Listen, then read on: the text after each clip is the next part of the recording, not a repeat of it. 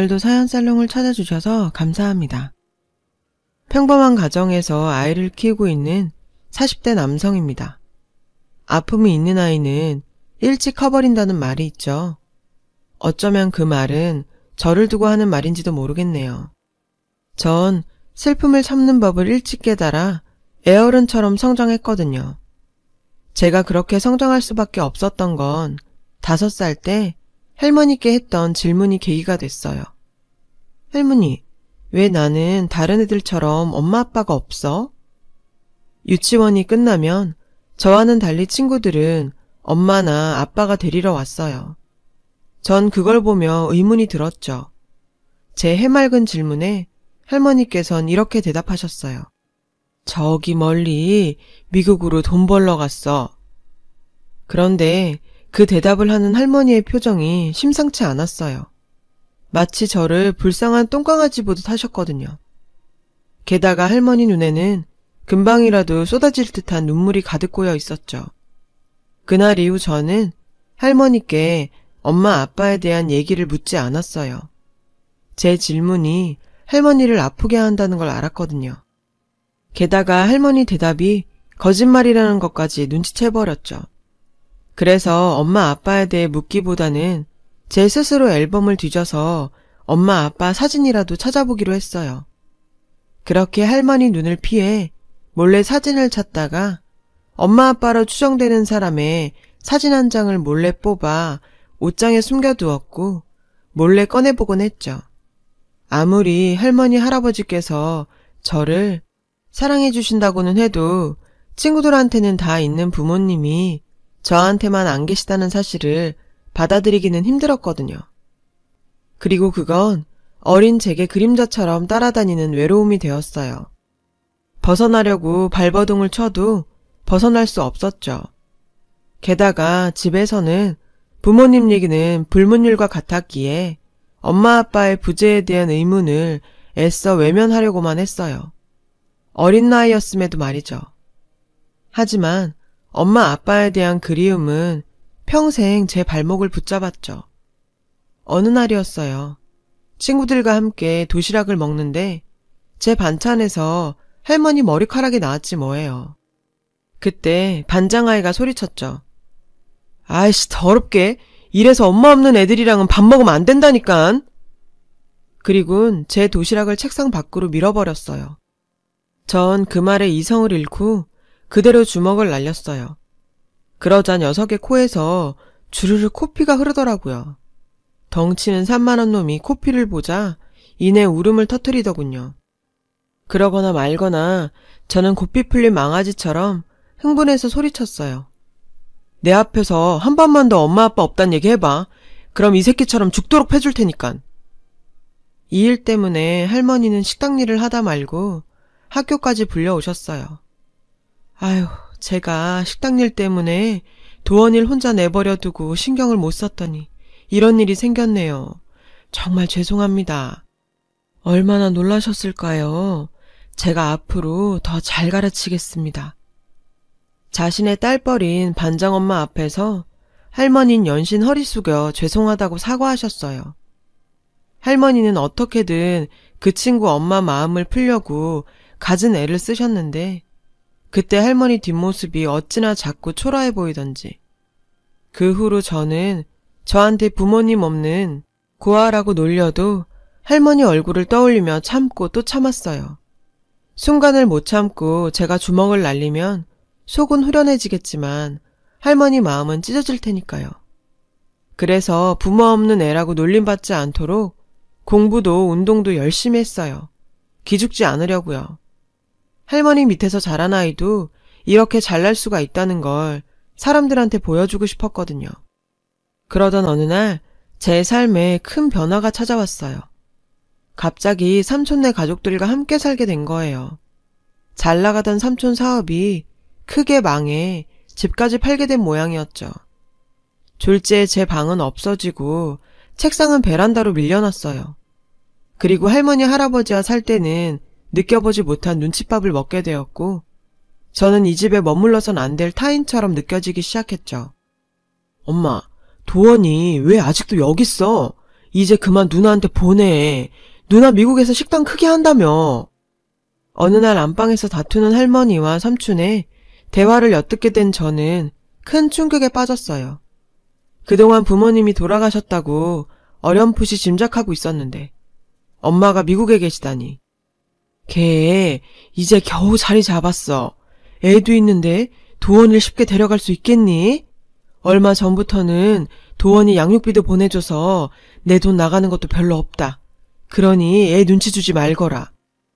할머니와 삼촌의 대화를 듣고 저는 조용히 다시 집 밖으로 나와 학교 운동장을 뛰면서 복잡한 생각을 정리해야만 했어요. 막연하게 죽은 줄로만 알았던 엄마가 미국에 살고 있다는 것과 매달 엄마가 보내준다는 양육비, 그리고 저를 집에서 내보내고 싶어하는 삼촌의 속마음까지. 그동안 삼촌이 저를 할머니 짐으로 여긴다는 사실은 어렴풋이 느끼고 있었지만 막상 현실로 마주하니 심장이 뜯겨나갈 것처럼 괴롭더군요. 부모님은 안 계시지만 그래도 할머니, 할아버지가 제 부모님 같은 존재라고 생각했는데 삼촌이 온 후로 세상에 홀로 버려진 느낌이 들었어요. 엄마는 왜 나를 데려가지 않고 할머니한테 맡겼을까? 할머니는 엄마가 양육비를 보내주지 않았다면 나를 키워주지 않으셨을까? 생각은 꼬리에 꼬리를 물었지만 정답을 찾을 순 없었어요. 그 이후로 갑자기 아프기 시작하더군요. 누군가 제 목을 누르듯 고개를 들 수 없었고 머리는 날카로운 칼로 콕콕 찌르는 것처럼 고통스러웠어요. 모범생이었던 전 출석 일수를 채우지 못해서 졸업도 못할 위기에 처했고 늘 조퇴를 밥 먹듯이 하며 그저 방 안에 누워있어야만 했죠. 외숙모는 제 방에 와서 "넌 또 아프니?" 라며 한심하게 쳐다보며 나갔고 삼촌은 늘 하던 설거지와 집안일을 제가 하지 않자 외숙모가 내 몫의 집안일까지 하느라 힘들다며 방에 들어와 한바탕 잔소리를 하고 가더군요. 할아버지는 저 때문에 아까운 병원비 나간다며 남자 새끼가 그렇게 약해 빠진 정신력으로 어떻게 세상을 살아가겠냐며 호통치셨고요. 정말 하루하루가 지옥 같았어요. 죽으면 이 고통에서 벗어날까? 처음으로 자살까지 생각하게 됐어요. 그도 그럴 것이 병원에선 아무 이상 없다고 했는데 저는 마치 귀신에 씌인 것처럼 온몸이 덜덜 떨리면서 아팠거든요. 공부를 잘해 서울에 있는 대학을 목표로 공부하던 저는 갑자기 찾아온 원인 모를 고통 때문에 학업도 포기해야만 하는 위기에 처했죠. 그날도 담임선생님께 조퇴 허락을 받고 집에 와 방에 쓰러져 자고 있는데 누군가 옆에서 중얼거리는 소리가 들리더군요. "하나님, 우리 도원이 불쌍히 여기시고 제발 좀 낫게 해주세요. 부처님, 우리 도원이 아픈 거 제가 대신 아프게 해주세요." 무교였던 할머니는 하나님, 부처님을 찾으며 절 위에 눈물까지 흘리며 기도를 하셨는데 살짝 눈을 떴을 때 오랜만에 본 할머니의 얼굴은 피골이 상접해 있었어요.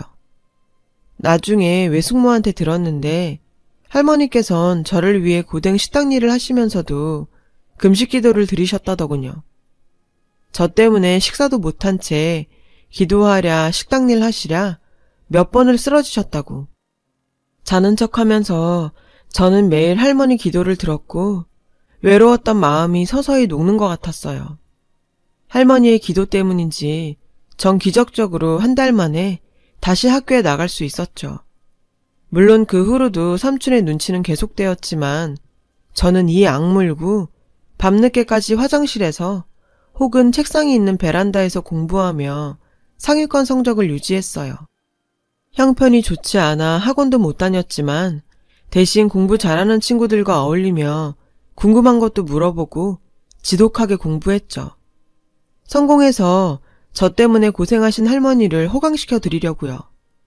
그리고 나중에 미국에 있는 엄마가 절 찾아온다면 엄마 없이도 난 이렇게 잘 컸다고 복수하고 싶은 마음도 있었거든요. 그 복수의 순간은 생각보다 빨리 찾아왔어요. 고3 때 엄마가 절 만나러 집에 온 거예요. 제가 늘 사진 속에서 보던 그 모습 그대로였죠. 엄마는 절 보더니 하염없이 눈물을 흘리며 잘 컸다고 하시면서 연신 미안하다고 하더군요. 아빠가 갑작스레 사고로 돌아가신 후 의지할 데 없었던 엄마는 몇 번이나 목숨을 끊으려 했고 그때마다 엄마를 짝사랑하던 지금의 새아빠가 옆에서 큰 힘이 되어주었다고 하더군요. 새아버지 집에서 저를 데려오는 건 죽어도 안 된다고 해서 어쩔 수 없이 저를 할머니한테 맡기고 미국으로 떠날 수밖에 없었다는 구구절절한 변명도 늘어놓았어요. 그렇게 미웠던 엄마인데 이상하게 엄마의 얼굴을 보는 순간 그동안의 원망이 사라지고 대신 미국에 가서도 그 집 눈치 보며 제 양육비를 보냈을 엄마의 상황도 이해되면서 안쓰러워졌죠.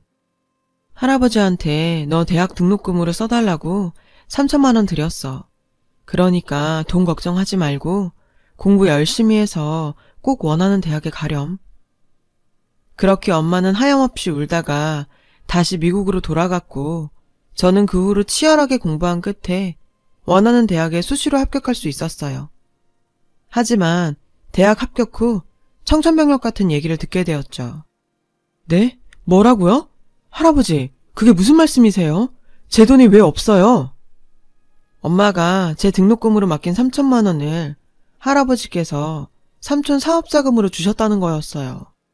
그거 저 대학 갈 돈이잖아요. 할아버지가 무슨 자격으로 그 돈을 삼촌한테 주세요? 저 그 대학 가려고 얼마나 공부 열심히 했는데요. 할아버지가 용돈도 주지 않으셔서 옷도 제대로 못 입고 맨날 꼬질꼬질한 교복만 입고 다녔고요. 매점 갈 돈이 없어서 친구들 틈에 끼어서 간식도 얻어먹었어요. 그렇게 힘들게 자랐단 말이에요. 그런데 이제 와서 그 돈까지 뺏으세요? 그때까지 구석에서 말없이 담배만 피우시던 할아버지께서 제가 목에 핏대를 세우며 소리 지르자 오히려 저를 꼬집으시더군요. 이 은혜도 모르는 놈, 그게 왜 네 대학 등록금이야? 그동안 너 키우는데 돈이 얼마나 많이 들어갔는데 이 할애비 아니었음 넌 진작에 고아원에 갔어? 그럼 그냥 고아원에 보내지 그랬어요.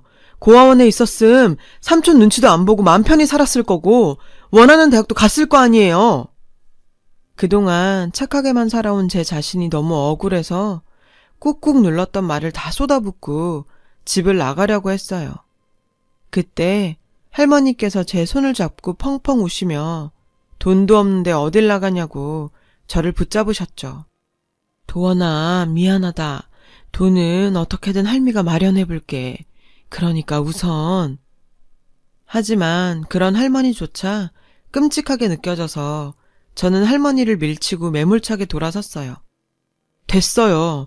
결국 할머니도 손주보다 자식이 더 소중하신 거잖아요. 그 3천만 원은 그동안 저 키워주신 값으로 드릴 테니 이젠 다시 보지 말아요. 잘 사세요. 전 그렇게 짐을 챙겼어요. 할아버지께선 저의 태도에 노발대발하셨고 저는 그런 할아버지께 심한 말을 남기곤 집으로 나와 모텔로 향했죠. 모텔로 향하는 거리에서 다정한 가족들과 연인들을 보는데 하염없이 눈물이 나더군요. 왜 내 편은 아무도 없을까? 나를 진심으로 사랑해주는 사람은 왜 없을까?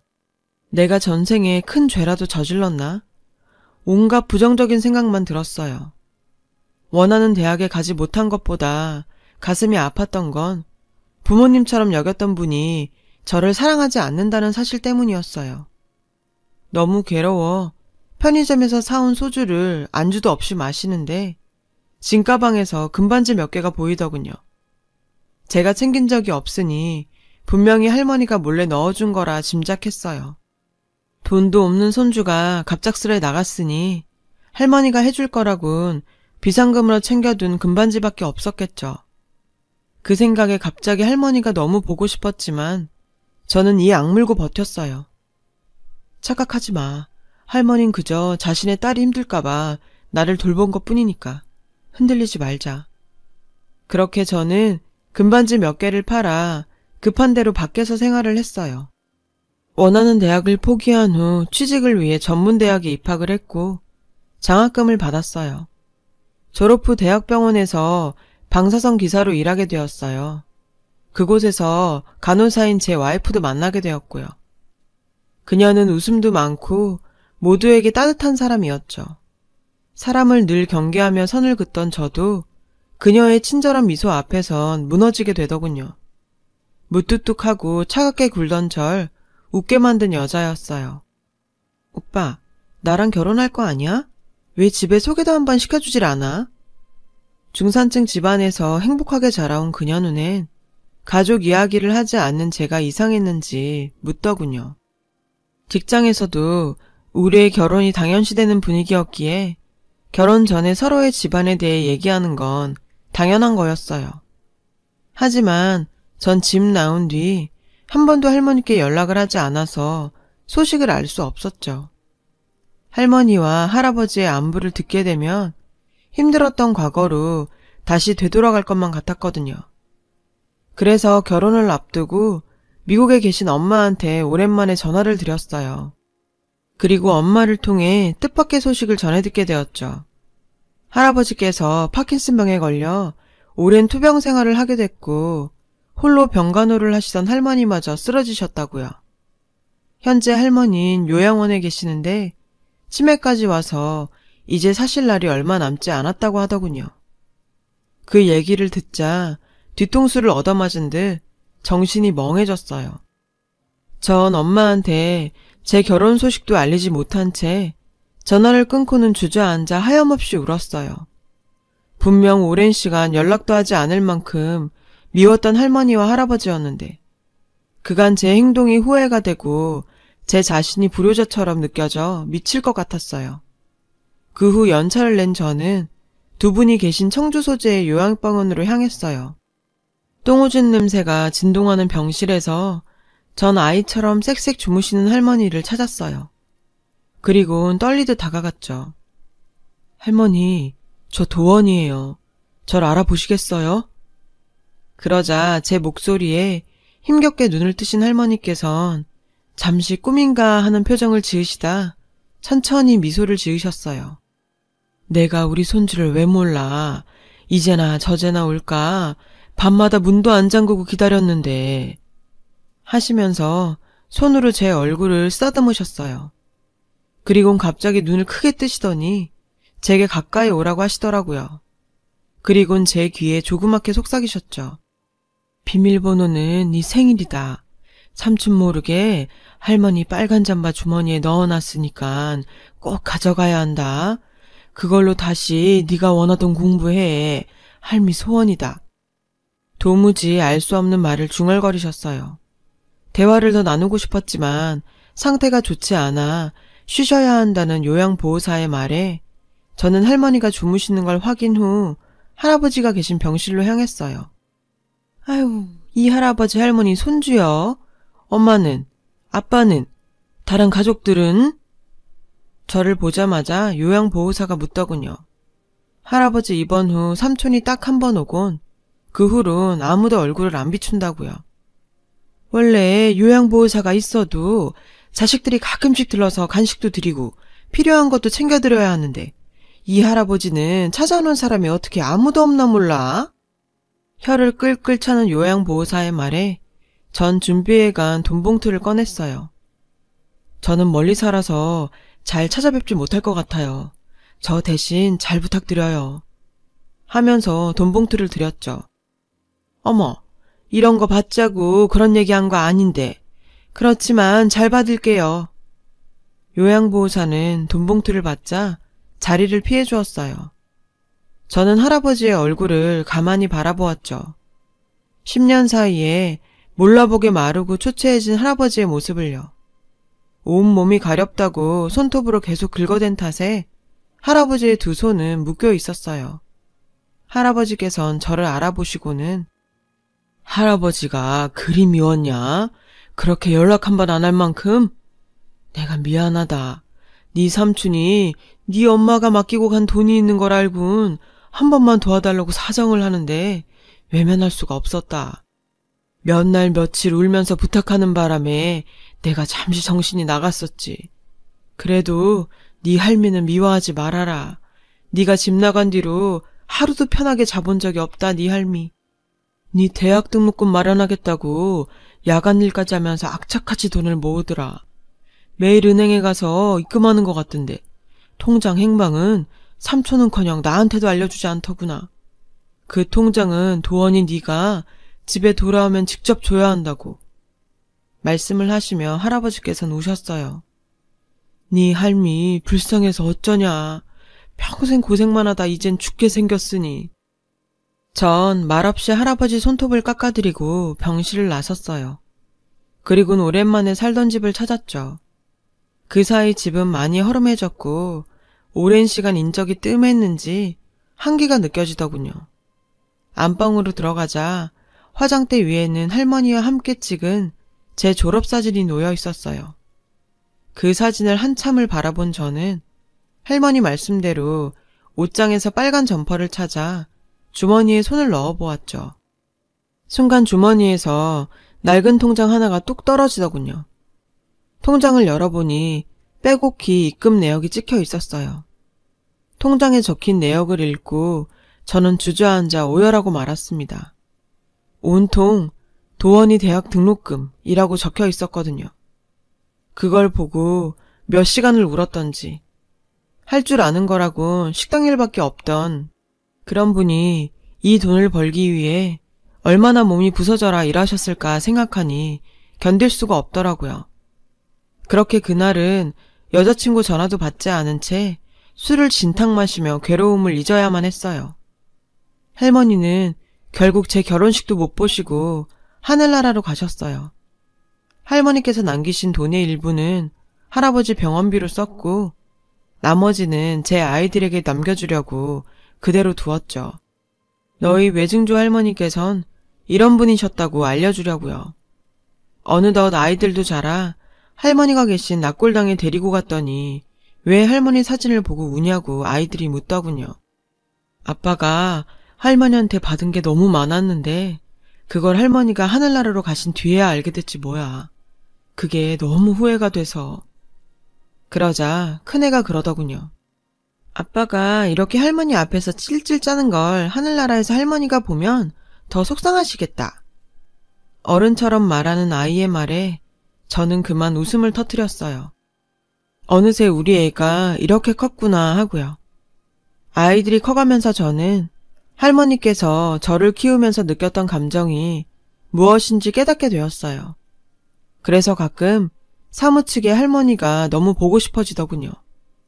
그럴 때마다 할아버지가 계신 요양병원에 가서 할아버지와 함께 할머니 얘기를 하며 그리움을 달래곤 해요. 할머니, 하늘나라에선 부디 가족들 걱정하지 마시고 오로지 할머니 생각만 하세요. 그동안 많이 죄송했어요. 정말 감사합니다. 다시 만날 때까지 편히 쉬세요. 그리고 사랑합니다. 여러분, 사연 댓글에 응원과 현명한 조언 부탁드려요. 좋아요와 구독은 저에게 큰 힘이 됩니다. 오늘도 좋은 일 가득하세요.